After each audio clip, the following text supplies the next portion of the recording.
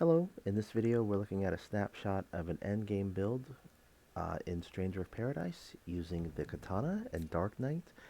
This won't go into as much detail as some of the other videos, uh, but we'll say the two major components here are once you clear floor 12 in the Rift in the second DLC, that you unlock access to Samurai 600% and Ronin 600%, or just the 600% abilities across the board.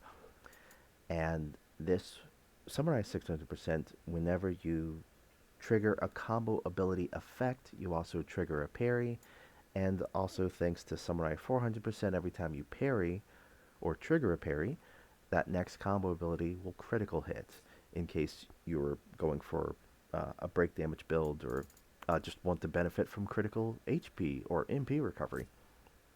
Sorry, wrong thing. And a combo ability effect at the top center of the screen where it says Blade Energy or Reckoning or uh, another Ascension Stance. I made a pun about Blade in another video, but then I really screwed up so bad that I couldn't post that video. So we have, I also sneezed like 20 times in that video. So on the left side there, we have a circle next to the input, and that's a circle letting you know there's a combo ability effect for this weapon on that slot. It's not on the third slot, but it is on for Ascension Stance first and second slot. And the reason we chose Dark Knight, or that we're choosing Dark Knight, is that they have an easy time triggering these effects because it's first slot, second slot, Ascension Stance first slot, second slot. Now, you normally have to do a normal attack that hits the enemy, and then you do a combo ability, and then you trigger Blade Energy or Reckoning.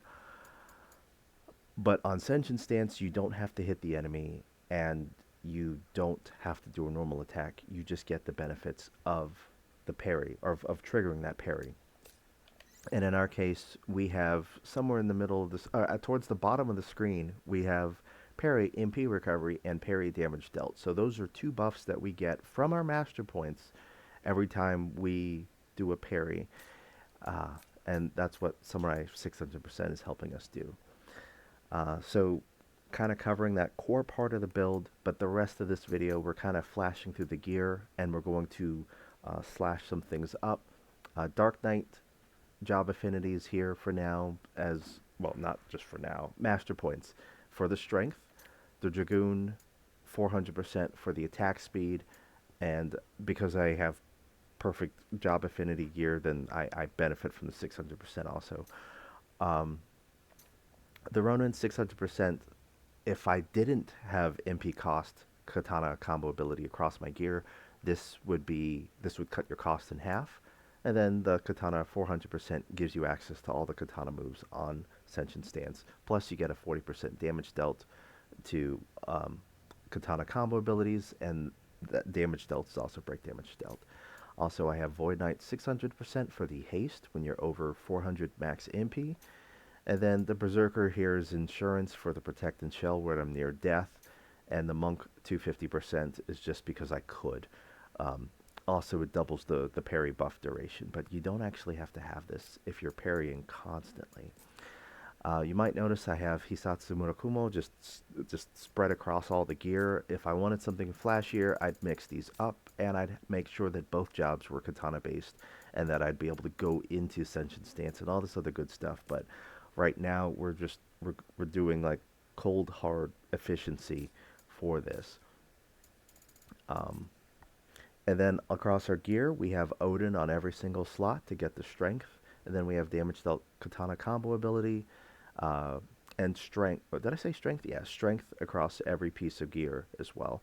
Now the MP cost is just because I didn't feel like doing anything else, and I wanted to move this build to some other katana jobs too. But then I screwed up with the job affinities by not having Dark Knight on this.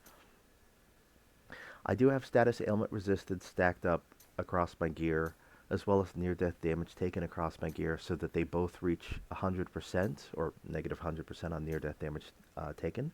And then the rest is near-death damage dealt and during Lightbringer damage dealt. On my accessory, I do have Lionheart for the Invincible, so that I do not take damage during Lightbringer or Dimension Bringer, except that that only might last me one hit during Dimension Bringer. So I have to slash the enemy up, or I have to put on another bubble, or I just accept death. I do have an Ifrit badge that I fused over onto the Lionheart, so you might see a red flash from time to time. And if I press the combo ability button during that, I'm going to destroy the enemy. For command abilities, I have Mighty Strikes, so that I bypass the enemy's defenses. I have Barrage, so that I get that little extra hit, and also help build up my Hunter Analyze stacks, or Heart Shot. And then I have Lunatic, because I like swinging faster like a lunatic. I have Dimension Bringer, so that they're trapped in my little bubble, and the hope is that they die before they get to do anything. Which is not very fun from a gameplay standpoint, but in terms of, we'll call it owning them, we're going to try to do that. The second job, snapshot, trying to keep this under 8 minutes. The second job is set up to do Dimension Bringer spam or Light Bringer spam, and then we have the Hunter in order to benefit from a physical damage multiplier. Separate bucket, then all the damage dealt across your gear. So that's going to multiply all that. Probably wasn't meant to be in the game as high as it was, because Improved Effect Analyze is on every single piece of gear. And that is going to just dramatically trivialize the content. Also, our allies are stat sticks with Liberator 600%, and they have, that's sharing 12% of their stats with me as long as they're alive. Lionheart is how we keep them alive. They're invincible as long as you press D-pad left or right, or on the keyboard, the letters R or T. And then the rest of their gear is stacking them up with enough strength, and depending on what I had, either Fenrir or Odin. And if I didn't have that, then I just chose something with high agility, like the Sylph that you might have saw.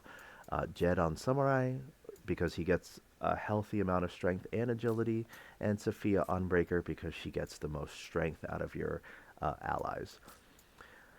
And then, so looking at this, we're going to go in. This video is not going to be under 8 minutes after all, because that actually took 2 minutes. Wow.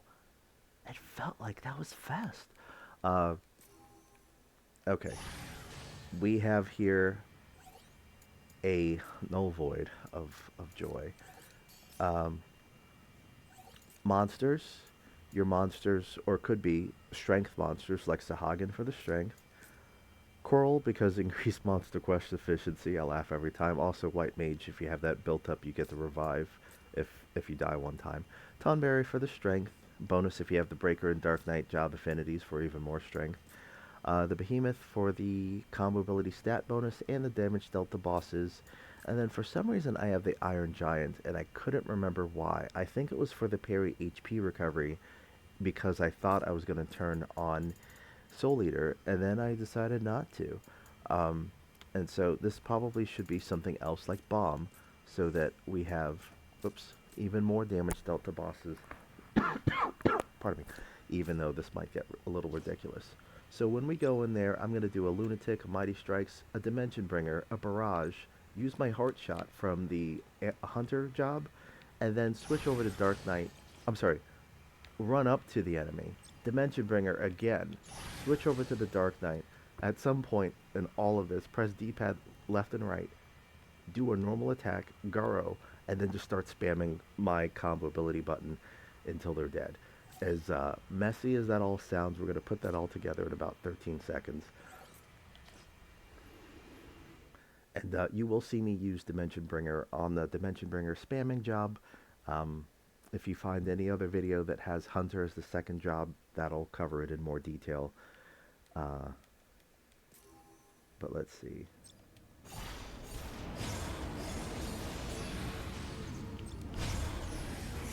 Whoops, it would help if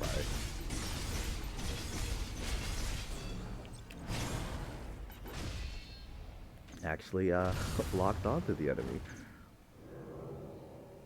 I have power! Okay, so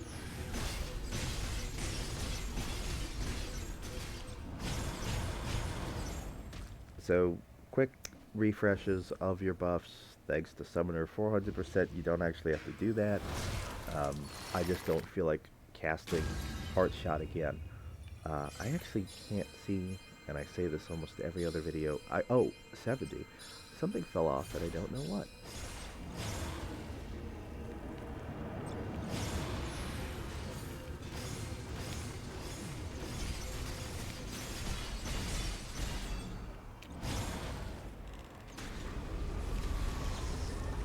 Captain Planet!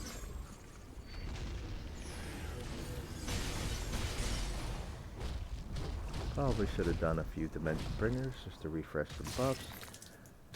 But we step on all their butts, which could be their faces. I'm not sure anymore. Oof, that is expensive.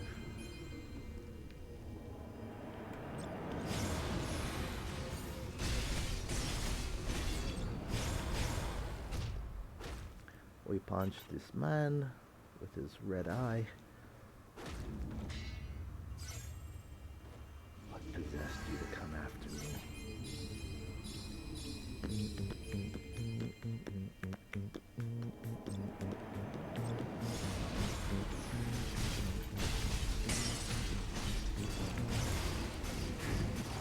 Oh, shoot. My little pony. Ah.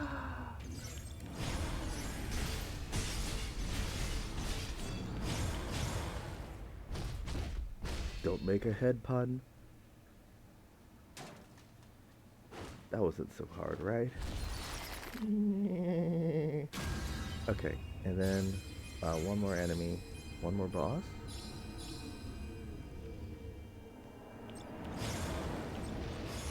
Oh, great. You have a sacred blade. Okay, let's do a gun? No, let's do a katana. That's for Cornelia, jerk! It's a classic. Everyone knows it. Except for the Final Fantasy games that don't actually use that theme. Okay, but yeah, snapshot. We under. Oh my gosh, this is not a snapshot anymore. This is 12 minutes.